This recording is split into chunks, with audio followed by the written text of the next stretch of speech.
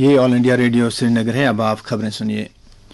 وزیر اعظم نریندر مودی آج نئی دلی کے تال کٹورا اسٹیڈیم میں پریکشا پے چرچا پروگرام کے 5ویں ایڈیشن میں دنیا بھر کے طلباء، اساتذہ اور والدین سے بات چیت کریں گے۔ یہ سالانہ پروگرام ہے جس کا بے صبری سے انتظار رہتا ہے۔ وزیر اعظم لائیو پروگرام میں اپنے منفرد انداز میں طلباء کی جانب سے امتحان کے تناؤ سے متعلق پوچھے گئے سوالوں کے جواب دیتے ہیں۔ جو طلباء، اساتذہ اور والدین وزیر اعظم سے سوال پوچھیں گے ان کا انتخاب آن لائن تخلیقی تحریری مقابلے کی بنیاد پر کیا گیا ہے۔ اس پروگرام کے لیے 15 لاکھ سے زیادہ طلباء، اساتذہ اور والدین نے اندراج کرایا ہے۔ شوپیان ضلع کے ترکوانگام علاقے میں جھڑپ کی جگہ پر تلاشی کارروائی ابھی بھی جاری ہے۔ پولیس ذرائع کے مطابق اس تصادم آرائی میں ایک ملیٹنٹ کی ہلاکت ہو گئی ہے۔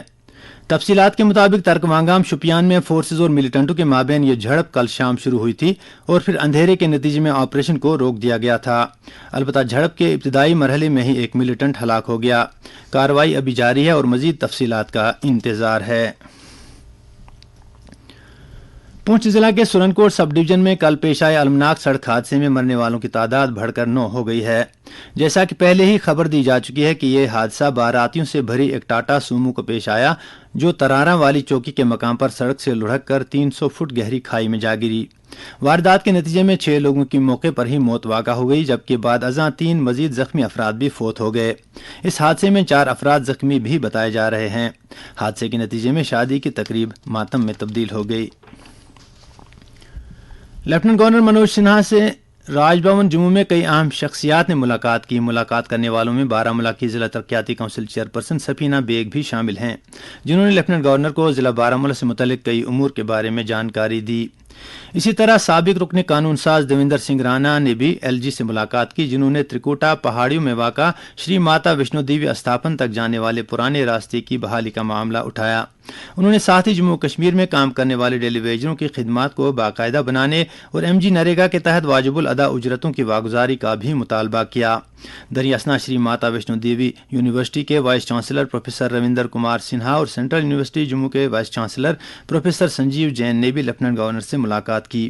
دونوں وی سیز نے اپنے اپنے اداروں میں جاری سرگرمیوں اور ان یونیورسٹیوں کے کام کاج میں مزید بہتری لانے کے لیے درکار اقدامات کی طرف ایل جی کی توجہ مبذول کرائی۔ وادی میں خوشگوار موسم کے چلتے سیاحتی سرگرمیاں اپنے جوبن پر ہیں اور اہم سیاحتی مقامات پر مقامی اور غیر مقامی سیلانیوں کا تانتا بندھا ہوا ہے۔ محکمہ ٹورزم بھی زیادہ سے زیادہ سیاحوں کو لبھانے کے لیے الگ الگ پروگراموں کا اہتمام کر رہا ہے۔ سری نگر کے مشہور باغ گل لالہ میں ایک رنگا رنگ ثقافتی پروگرام منعقد کیا گیا جس کی وہاں موجود لوگوں نے زبردست پذیرائی کی۔ پروگرام میں موسیقی کا بھی اہتمام کیا گیا تھا۔ ٹولپ گارڈن کے عقب میں ہی محکمہ سیاحت نے ایک منفرد فوڈ اسٹال بھی قائم کیا ہے جہاں الگ الگ اسٹالوں پر شائقین کے لیے لذیذ ضیافتیں دستیاب رکھی گئی ہیں۔ کشمیر یونیورسٹی میں نظامت فاصلاتی تعلیم کی جانب سے 7واں حامدی کشمیری یادگاری لیکچر منعقد کیا گیا۔ اردو افسانہ، روایات اور ماہیات کے موضوع سے اس لیکچر میں national council for promotion of Urdu language and literature کا بھی اشتراک تھا۔ Islamic university of science and technology کے سینٹر فار اسپریچول اسٹڈیز کے اہتمام سے بھی ایک خصوصی لیکچر کا انعقاد ہوا۔ پروگرام میں جانے مانی مقررین نے سماج میں روحانی شخصیات کی دین کو اجاگر کیا۔ ادھر این آئی ٹی سری نگر کی طرف سے آفیشیل لینگویج عمل آوری کمیٹی کی ایک میٹنگ منعقد ہوئی جس میں ادارے کے کیمپس میں راج بھاشا کی پیش رفت رپورٹ کا جائزہ لیا گیا۔ پولیس سربراہ دلباغ سنگھ نے پولیس اسٹیبلشمنٹ بورڈ کی ایک میٹنگ کی صدارت کرتے ہوئے جموں کشمیر پولیس میں مختلف رینکوں پر بھرتی کے ضوابط اور جے اینڈ کے ایگزیکٹو پولیس کی تشکیل نو کے امور کا تفصیلی جائزہ لیا۔